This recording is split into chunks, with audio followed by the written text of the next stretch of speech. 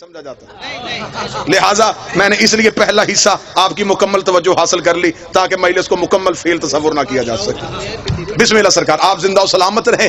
حسب اور نسب یہ پہچان ہوتی ہے۔ حضرت آدم کے دو بیٹے حابیل اور قابیل، قابیل نے حابیل کو قتل کر دیا۔ اس میں اگر آپ کو ناموں کی پہچان نہ ہو سکے کہ ان میں سے قاتل کون ہے مقتول کون ہے، ہمیشہ یاد رکھیے گا قاتل والی کاف جس کے نام پہ ہے وہ قاتل ہے، قابیل۔ اس نے حابیل کو قتل کر دیا۔ پھر خدا نے آدم کو دو بیٹے دیے، ایک کا نام شیس، ایک کا نام یافس۔ شیس اور یافس سے حضرت آدم کی نسل چلی۔ ان کے لیے اللہ نے جنت سے دو حوریں اتاری، ایک کا نام نزلہ، ایک کا نام منزلہ۔ شیس اور یافس کی نسل دنیا میں قائم ہو گئی۔ شیس کو اللہ نے 12 بیٹے دیے اور یافس کو اللہ نے 12 بیٹیاں دی۔ ان دونوں کی خاندانوں کی آپس میں شادیاں ہونی شروع ہو گئی اور نسل انسانی پھیلنا شروع ہو گئی۔ شیس اور یافس سے نسل انسانی چلی۔ پھر یافس کی نسل سے خدا نے آگے انبیاء کا سلسلہ شروع کیا۔ یافس کا ایک بیٹا نبی بنایا جسے انوش کہا گیا۔ انوش کے ایک بیٹے کو نبی بنایا جسے کنان کہا گیا۔ کنان کا بیٹا نبی ہوا جسے مہلائیل کہا گیا۔ مہلائیل کا بیٹا نبی ہوا جسے ال کہا گیا۔ ال کا بیٹا نبی ہوا جسے یرد کہا گیا۔ یرد کا بیٹا نبی ہوا جسے اخنوک کہا گیا۔ اخنوک کو ادریس کہتے ہیں۔ یہ جناب ادریس اس دنیا میں پہلا انسان ہے جس نے تہذیب انسانیت کا آغاز کیا۔ جناب ادریس کی زندگی، جناب ادریس کے بارے میں مکمل مجلس پڑھی جا سکتی، لیکن میں بڑی جلدی گزرنا چاہتا ہوں۔ جناب ادریس وہ ہے، سب سے پہلے یہ جو زراعت ہے، یہ جو آپ آج کھیتی باڑی کرتے ہیں، یہ سب سے پہلے جناب ادریس نے شروع کی۔ گنتی سب سے پہلے ادریس نے ایجاد کی۔ ستاروں کا علم سب سے پہلے زمین پہ جناب ادریس نے پہنچایا۔ سب سے زیادہ مشہور یہ ہے کہ جو انسان کپڑے پہنتا ہے، اسے کپڑے پہننے کا سلیقہ ادریس نے سکھایا۔ ادریس نام پڑا تھا درس دینے کی وجہ سے۔ استاد کہلائے انبیاء کے، لہٰذا انہیں ادریس کہا گیا۔ کپڑے سینے کا ہنر انہیں اللہ نے عطا کیا۔ پھر جب انہیں کپڑے سینے کا طریقہ آ گیا، خدا نے کہا تجھے کپڑے سینے کا طریقہ آ گیا ہے، اب میں تجھے جنت میں بٹھا لیتا ہوں کیونکہ مجھے جنت کے مالکوں کا لباس چاہیے۔ جناب ادریس کو خدا نے، اور جناب ادریس وہ اللہ کا نبی ہے جو زندہ ہے اور جنت میں ہے۔ عیسیٰ زندہ ہے لیکن جنت میں نہیں، عیسیٰ چوتھے آسمان پہ۔ ادریس زندہ ہے لیکن جنت میں، اس لیے یہ کام پہلے کر چکا ہے جس کے بعد جنت میں جانا تھا۔ یہ وہ کپڑے سی چکا ہے۔ عیسیٰ کا بھی کام باقی ہے کیونکہ 12ویں کا بھی ظہور نہیں ہوا۔ لہذا جناب ادریس سے توجہ مکمل سرکار، جناب ادریس سے تہذیب انسانیت کا پھر آگے سے آغاز ہو گیا۔ جناب ادریس کا ایک پوتا جس کو نام لمک بھی کہتے ہیں، لامک بھی کہتے ہیں، ان کا ایک بیٹا ہوا جس کو کہتے ہیں یشغر۔ یشغر کیونکہ عبرانی زبان کا لفظ ہے، اسے عربی میں عبد الغفار بھی کہا گیا، عبد الشکور بھی کہا گیا، عبد الاعلی بھی کہا گیا۔ یہ 3 نام تاریخ میں عرب کی طرح لکھے، لیکن نام ان کا پڑ گیا نوح، نوحہ پڑھنے کی وجہ سے۔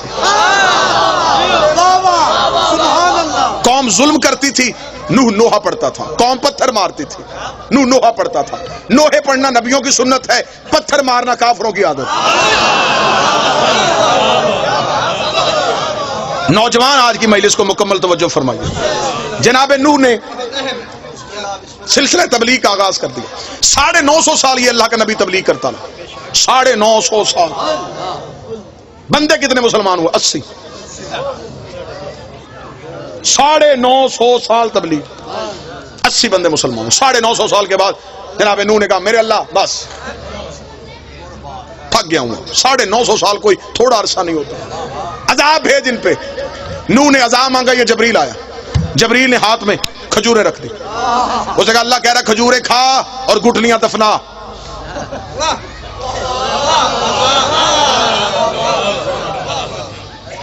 اب دیکھیں حد ہو گئی، اب مانگا اس نے عذاب تھا۔ کھجوریں گئی۔ نوح نے کہا میں 950 سال کے بعد اگر مانگا ہی مانگا تو اس نے کھجوریں کیوں بھیج دی؟ جبریل نے کہا خدا کہہ رہا ہے کہ کھجوریں کھا اور اس کی گٹلیاں زمین میں دفنا، ان سے کھجور کا درخت پیدا ہوگا۔ جب وہ کھجور کا درخت پیدا ہو جائے اس کھجور کے درخت کے لکڑیاں اتارنا، اس لکڑی کے پھٹے بنانا، ان پھٹوں سے پھر ایک کشتی بنانا۔ نوح نے کہا کہ کیونکہ جو زمیندار بندے بیٹھے یہ میری اس بات کو ضرور یقیناً اس پہ دلیل دیں گے، کھجور وہ درخت ہے جو دیر سے جوان ہوتا، بیری کہتا، سفیدہ کہتا، کوئی اور درخت کہتا، خدا نے کہا کھجور سے بنا۔ نوح نے کہا کھجور کب جوان ہوگی، کب لکڑیاں اتاروں، میں کسی اور درخت کی لکڑیاں اٹھا لوں؟ لفظ سننا، لفظ، میں کسی اور درخت کی لکڑی اٹھا کے اس سے بناؤں؟ جبریل نے کہا تجھے نہیں پتا سفینہ بننا ہے نجات کا، نجات کے سفینے کو یہاں کی لکڑی لگ ہی نہیں سکتی۔ کون شیعہ ہے جسے نبی کی حدیث نے یاد؟ نبی نے کہا میری اہل بیت کی مثال سفینہ نوح کی ہے، اگر نوح کی کشتی کو یہاں کی لکڑی نہیں لگتی تو اہل بیت میں کوئی گناہگار کیسے آ سکتا؟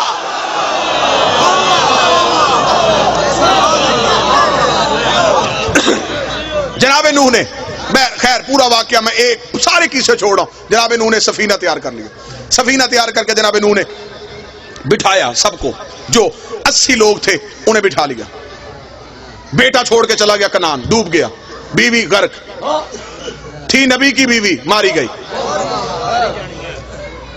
تھا نبی کا بیٹا غرق ہو گیا، جوڑے جوڑے بٹھانے شروع کر دیے، جانوروں کی ہر نسل، کیونکہ دوبارہ پوری دنیا نے غرق ہونا تھا، نئی دنیا آباد کرنی تھی، لہذا ہر مخلوق کا جوڑا چاہیے تھا۔ نبی نے بلایا ساری مخلوقات میں سے 80 انسان آ گئے اور ہر ایک جانور کا جوڑا جوڑا آنا شروع ہوا، حتیٰ کہ خنزیر جو ہے یہ بھی نوح کی کشتی کی طرف دوڑا۔ اس کی مادہ نے اس سے پوچھا کہاں جا رہا ہے؟ اس نے کہا تجھے نہیں پتا نبی بلا رہا ہے، اگر نہ گئے تو کل کو دنیا کہے گی تھی سور تھے نہیں آئے۔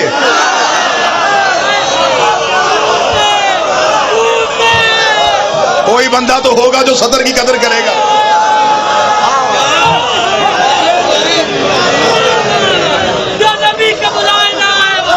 کل کو دنیا کہے گی، رائے نجم صاحب کل کو دنیا کہے گی خنزیر تھے نبی بلاتا رہا، نہیں ہے، لہذا ہمیں جانا پڑے گا۔ چلے گئے 80 لوگ آباد ہو گئے، 80 لوگ لے کے جناب نوح کی کشتی کوہ جودی پہ جا کر رکی، پوری دنیا غرق ہو گئی۔ ترکی کے قریب ایک شہر آوران آج بھی ہے، یہ پہلا شہر ہے جناب نوح کے دور کا جو آباد ہوا۔ اگر نوجوان بیٹھے، اگر آپ گوگل پہ جائیں میپ اٹھائیں تو آپ کو عراق سے موصل سے جو حلب کی روڈ ہے اس پہ آپ دیکھیں تو شمال کی جانب آپ کو وہ آبادی نظر آئے گی، آوران۔ یہ زمانہ قدیم کا سب سے پرانا شہر ہے جو آج بھی آباد ہے۔ یہاں پہ آ کے وہ 80 لوگ آ کے ٹھہرے، انہوں نے اس شہر 80 لوگوں نے وہ شہر آباد کیا۔ وہاں پہ آج بھی ایک گلی ہے، ایک بازار ہے جسے کہتے ہیں سوق السمانیہ، 80 لوگوں کی آباد کی ہوئی گلی۔ سمانیان کہا جاتا ہے 80 کو، سوق کہا جاتا ہے عربی میں بازار کو، 80 لوگوں کا آباد کیا ہوا بازار۔ یہاں پہ آ کے انہوں نے یہ شہر آباد کر لیا۔ جب یہ شہر آباد ہو گیا تو پھر ایک ایسی بیماری ہے جس سے یہ 80 لوگ دنیا سے چلے گئے۔ نوح کے 3 بیٹے اور ان کی اولاد بچ گئی، حام، سام اور یافس۔ اب خدا نے دوبارہ نسل انسانیت کا آغاز کر دیا۔ حام، سام، یافس، نوجوان یاد رکھیے گا آج کی تقریر، حام، سام اور یافس۔ اب اس سے نسل انسانیت شروع ہونے لگی، کیونکہ خدا اب دوبارہ انسان کو طاہر کرنے لگا ہے، مرکز عصمت پہ انسان کو لے کے واپس آنے لگا ہے۔ اب حام، سام اور یافس یہ 3 بیٹے ہیں جن سے نسل انسانیت کا آغاز ہو گیا۔ حام کے 9 بیٹے، سام کے 9 بیٹے، یافس کے 11 بیٹے، جس سے نسل انسانی چلی۔ اب یہ جو حام ہے اس کے لیے میں نوجوانوں کو بتاؤں، جتنا بھی یہ افریقہ ہے اس ٹائم دنیا کے 7 بر اعظم ہیں۔ اب دیکھیے گا میں پوری دنیا کا نقشہ آپ کے سامنے پڑھنے لگا ہوں۔ جتنا بھی افریقہ ہے، جتنے بھی سیاہ فام لوگ ہیں، سیاہ کالے جتنے بھی لوگ ہیں، یہ جناب حام کی نسل میں سے ہے، یہ اولاد ہے جناب حام کی۔ اس پوری نسل میں سے جو قبیلہ، جو خاندان عزت، روحانیت، عبادت سے مشہور ہوا اسے کہتے ہیں قبیلہ بربر۔ یہ خاندان بربر وہ تھا جو حام کی اولاد میں سے پاکیزگی، بزرگی، عزت اور فضیلت میں مشہور تھا۔ جناب فضہ کا تعلق اس خاندان سے تھا۔ اس خاندان کو نوبیہ بھی کہتے ہیں، اس لیے جناب فضہ کا ایک لقب ہے فضہ نوبیہ، اس خاندان بربر کی وجہ سے۔ یہ جناب حام کی اولاد ہے۔ یہ سارا سیاہ فام علاقہ یہ جناب حام کی اولاد میں سے ہیں، اور یہ جو قبطی ہوتے ہیں، جو نجاشی بادشاہ، یہ سارے بھی حام کی نسل میں سے آئے۔ جناب سام آ گئے۔ اب جناب سام، جتنا بھی عرب ہے، یہ سام نے آ کے عرب کو آباد کیا۔ یہ عرب جسے ہم آج سعودی عرب کہتے ہیں، یا یہ عراق، یا جتنی بھی یہ علاقہ جہاں پہ عربی بولی جاتی ہے، یہ عرب، یہ سارا حجاز کہلاتا تھا۔ اسے آ کے سام اور سام کے بیٹوں نے آباد کیا۔ جناب سام اسے آباد کر کے خود جناب سام بر صغیر میں آ گئے، پاک و ہند میں۔ جناب سام جب بر صغیر میں پہنچے تو یہ پاکستان میں جب آئے تو یہ گجرات میں آئے۔ آج بھی ہیڈ مرالہ سے جلال پور جٹاں کی طرف جاتے ہوئے وہاں پہ 18 نبیوں کی قبریں ہیں۔ آپ کو پورے پاکستان میں اکثر جگہوں پہ قبریں ملے گی جسے ہمارے لوگ، زمانے کے لوگ کہتے ہیں 9 گزے۔ انہیں پیر سمجھا جاتا ہے، یہ جناب سام کی اولاد میں سے۔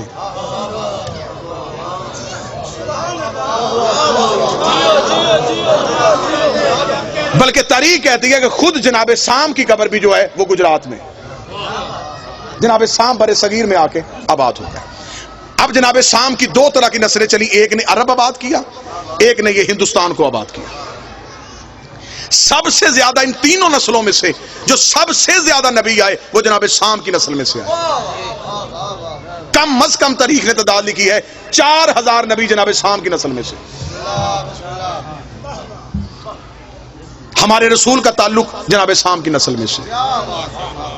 جناب سام، اب آپ کو ذہن میں بڑا کوشش کر رہا ہوں، بڑا خوبصورت کر کے آپ کے سامنے بیان ہوں۔ جناب حام کی نسل کالے، قبیلہ مشہور بربر۔ جناب سام کی نسل عرب اور ہندوستان کے لوگ۔ قبیلہ جو مشہور ہوا وہ قریش، با عزت، با عظمت، با کردار، عبادت، تقوی، پرہیزگاری کی بنیاد پہ جو سب سے افضل ہے وہ جناب سام کی نسل میں سے یہ سلسلہ قریش چلا، جس میں سے سارے انبیاء آئے۔ بور تو نہیں ہو گئے آپ اس بات سے؟ اس سے آگے جناب یافس، بسم اللہ سرکار، اس سے آگے جناب یافس۔ جناب یافس نے آ کے جتنا بھی ہمارا یورپ ہے، آذربائیجان، ترکمانستان، اٹلی، یورپ، اس سارے کو آ کے جناب یافس کے بیٹوں نے آباد کیا۔ یہاں پہ سلسلہ چلا جناب یافس کا۔ جتنے بھی کیسر تھے، ایک بات ہمیشہ یاد رکھیے گا، اکثر ہمارے لوگ ایک بہت بڑی غلط فہمی میں ہیں، اور 98% لوگ اس غلط فہمی میں، وہ سمجھتے ہیں کہ فرعون نام تھا۔ وہ یہ سمجھتے ہیں کہ کیسر نام ہوتا ہے، کسرا نام ہوتا ہے۔ نہیں، جتنے بھی مصر کے بادشاہ ہوتے تھے ان سب کو فرعون کہا جاتا تھا۔ جتنے روم کے بادشاہ ہوتے تھے ان سب کو کیسر کہا جاتا تھا۔ جتنے ایران کے بادشاہ ہوتے تھے ان سب کو کسرا کہا جاتا تھا، اور جتنے عرب کے بادشاہ ہوتے تھے انہیں سردار کہا جاتا تھا۔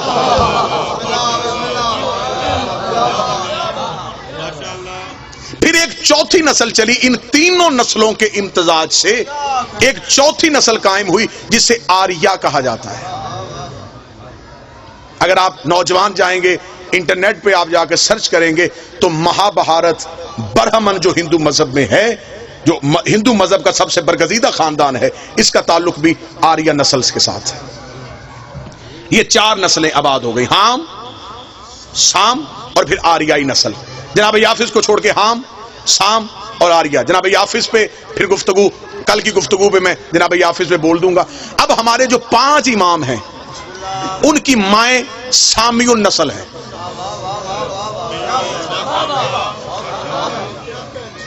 پیر ایسا ہونا چاہیے جس کی ماں کا بھی شجرہ پڑھو تو شرمندگی نہ ہو۔ امام ہونا ایسا چاہیے، مائیں بھی پاک ہوں، باپ بھی پاک ہوں۔ جب نبیوں کی مائیں زہرا کا مقابلہ نہیں کر سکتی تو بے اولاد مائیں زہرا کا مقابلہ کیسے کریں؟ سامی النسل۔ اب میں آپ کے سامنے پڑھ دیتا ہوں جناب سام کا قبیلہ بربر، جناب حام کا، جناب سام قبیلہ قریش۔ جناب سام کے قبیلے میں سے جو ہمارے 5 آئمہ کی والدہ امہات ہیں، مائیں ہیں مقدس، ان میں سے پہلی ماں مولا امیر المومنین کی والدہ جناب فاطمہ بنت اسد، اللہم صلی علی محمد و آل محمد، اسد کی بیٹی، نسل سام کی۔ مولا امام حسن اور امام حسین کی والدہ جناب سیدہ شہزادی کونین، नस्ले साम में से 3 इमाम हो गए जी। 5वां इमाम इमाम मोहम्मद बाकर अलैहिस्सलाम, इनकी वालदा है फातिमा बिनते हसन, इमाम हसन की बेटी फातिमा, इनका ताल्लुक भी जनाब शाम की नस्ल में से। ठीक हो गया। चौथा इमाम जो है, चौथा इमाम इनकी वालदा शहरबानो, शहरबानो का ताल्लुक आर्या नस्ल के साथ है, ईरानी नस्ल के साथ। ये जितनी भी पाक बीबियां जिनके मैं नाम ले रहा हूं, ये सारी अपने अपने दौर की शहजादियां हैं।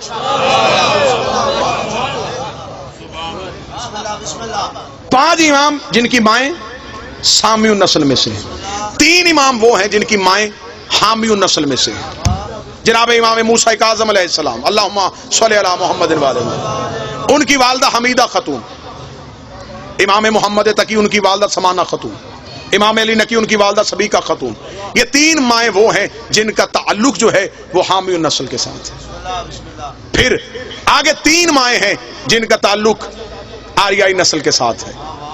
जनाबे शहरबानो, इमाम ज़ैनुल आबिदीन की वालदा, इमाम हसन अस्करी की वालदा हदीसा खतून, इनका ताल्लुक भी आर्याई नस्ल के साथ है। जनाबे शहरबानो नुशेरवान आदल, उसका बेटा कबीर था, उसका बेटा फिर आगे जाके खुसरो परवेज, खुसरो परवेज का बेटा यज़गर्द, यज़गर्द की बेटी है जनाबे शहरबानो। एक जुमले में, बड़ी जल्दी जल्दी में एक जुमले में खत्म कर देता हूं। ये बीबी शहरबानो, ये 2 बहनें थी, गिहान बानो और शहरबानो। दूसरी खिलाफत के दौर में इन्होंने, क्योंकि ईरान बहुत बड़ी सल्तनत थी, दूसरे खलीफा ने ईरान पे कब्जा करने के लिए फौजें भेज दी। फौजों की चढ़ाई हो गई और बहुत लंबी जंग शुरू हो गई ईरानियों के साथ। वहां पे तीसरी खिलाफत का दौर खत्म हो रहा था जब ये जंग जीत के वहां से कैदियों को कैद करके पहुंचे। जब ये मदीने पहुंचे हैं तो उस वक्त तख्त में अमीरुल मोमिनीन बैठ चुके थे। इन्होंने लाके कैदी मौला अमीर के दरबार में पेश कर दिए। मौला अमीरुल मोमिनीन के दरबार में जब कैदियों को पेश किया तो उसमें ये 2 बीबियां भी थी, जनाब शहरबानो भी थी और जनाब गिहान बानो भी थी। इमाम अली ने फरमाया फौरन इन बीबियों को आजाद करो, शरीफ की बेटियों को यूं कैद करके नहीं लाते।